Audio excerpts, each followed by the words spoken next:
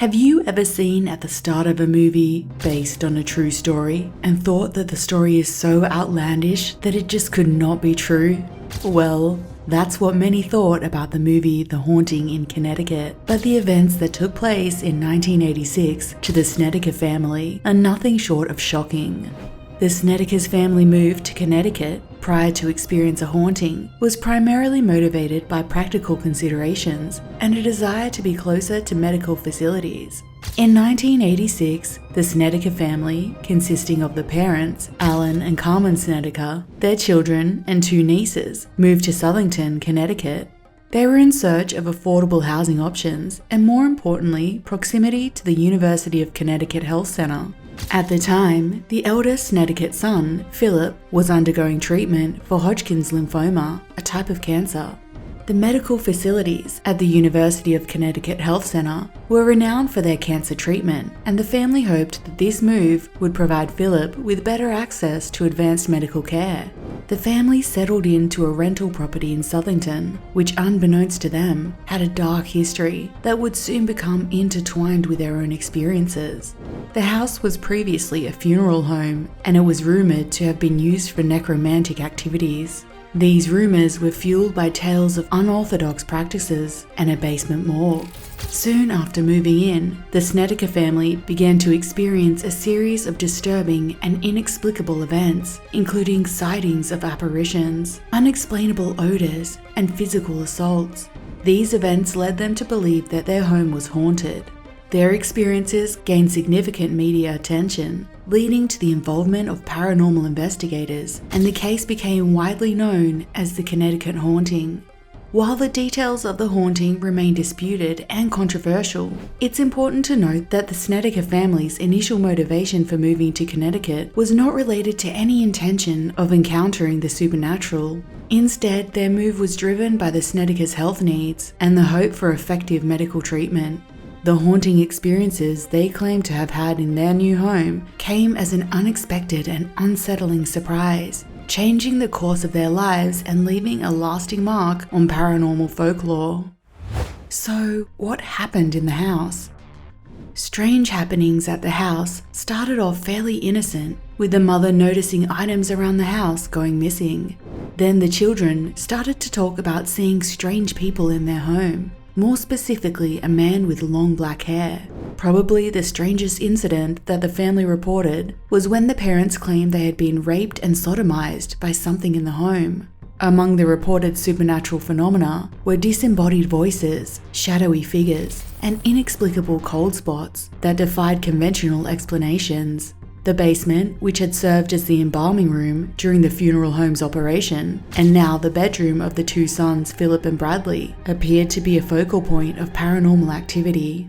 Family members claimed to have been physically assaulted by unseen forces, leaving them with scratches, bruises, and a persistent sense of unease. One of the most unsettling aspects of the haunting was the alleged involvement of evil spirits. It was suggested that the former funeral home's history of interacting with death and suffering had left a residue that attracted these negative entities. The Snedeker family asserted that the spirits sought to exert control over them, manipulating their emotions and generating an atmosphere of fear and dread. The manifestations extended beyond mere psychological torment. The eldest son, Philip, reportedly became the primary target of the spirits. He described being tormented by ghostly apparitions, including a mysterious figure named Mr. Gordy, who terrorized him. Philip's experiences escalated to the point where he began to exhibit signs of possession, displaying extreme changes in behavior and a distorted appearance.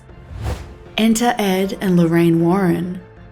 Desperate for help, the Snedeker family reached out to Ed and Lorraine Warren.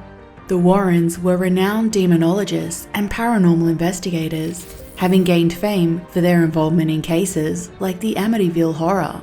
Intrigued by the family's claims, Ed and Lorraine visited the Arnold estate to conduct their own investigation. They believed that the Snedeker family was dealing with malevolent supernatural forces that required their expertise. During their investigation, the Warrens claimed to have experienced strange phenomena themselves, including witnessing the possessed son's behavior and observing other supernatural occurrences. They believed that the house was plagued by a demonic presence and malevolent spirits that had latched onto the vulnerable family members, particularly Philip, due to his weakened state. The Warrens proposed that the Snedeker family was dealing with a case of demonic possession and haunting. They conducted various rituals to cleanse the house and protect the family from the malevolent forces. According to the Warrens, they managed to exorcise the home and alleviate the Snedekers' experiences. However, the authenticity of the Warrens' involvement in the case has been met with skepticism. Critics argue that the case bears several inconsistencies and exaggerations that cast doubt on its credibility. Some of the Snedeker family members themselves have come forward to claim that certain aspects of their story were embellished or fabricated for dramatic effect. In addition, some investigators have questioned the validity of the Warrens' findings, suggesting that their involvement was more for publicity and financial gain. Despite the controversy surrounding the case, it cannot be denied that Ed and Lorraine Warren played a significant role in popularizing the haunting in Connecticut. Their involvement contributed to the story's transformation into a book titled In a Dark Place, The Story of a True Haunting by Ray Garton, which served as the inspiration for the 2009 horror film The Haunting in Connecticut. Skepticism has surrounded the Snedeker family's claims. Skeptics point out that some of the family's descriptions changed over time and that they had a history of financial difficulties and legal troubles. In addition, some inconsistencies were found between the accounts provided by family members and the timeline of events. Some believe that the family may have exaggerated or fabricated parts of their story to gain attention or financial compensation.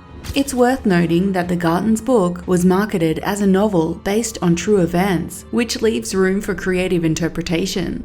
While some individuals believe that the Snedeker family genuinely experienced supernatural phenomena, others consider the story a blend of fact and fiction.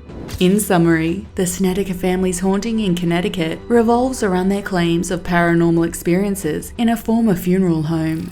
Their story, popularized by the book and subsequent movie, includes accounts of ghostly apparitions, unexplained voices, and physical assaults by unseen forces. However, skepticism surrounds the veracity of their claims due to inconsistencies and the family's personal history. Whether the haunting was a true paranormal event or a mixture of fact and fiction remains a subject of debate among paranormal enthusiasts, skeptics, and researchers. What do you make of the Snedeker family?